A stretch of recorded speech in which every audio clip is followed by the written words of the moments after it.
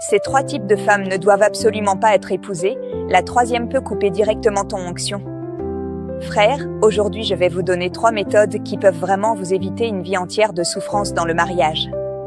Le mariage est comme une loupe, il ne change pas la nature d'une femme, il amplifie seulement ses problèmes. Ce que tu tolères aujourd'hui à cause de sa beauté deviendra demain une épée qui transpercera ton cœur.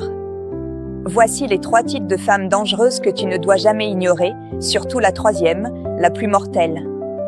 Premier type, la femme de l'eau, la femme attachée au monde. Si elle regarde toujours en arrière, si elle regrette sans cesse les plaisirs et le luxe du passé, c'est un énorme signal d'alerte. Comme la femme de l'eau, même si son corps a quitté Sodome avec toi, son cœur y est resté.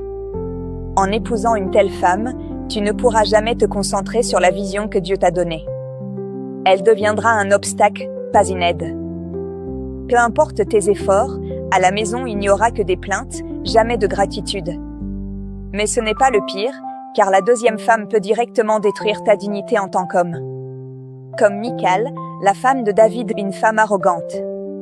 Elle se considérait comme issue du palais et se moquait de la passion de David pour Dieu. Si une femme ne te respecte pas en privé, te met dans l'embarras en public ou méprise ta foi, fuis. Un mariage sans respect est un tombeau pour l'homme. La Bible dit que Michal n'a jamais eu d'enfant jusqu'à sa mort, ce qui signifie que l'arrogance coupe les bénédictions de la vie.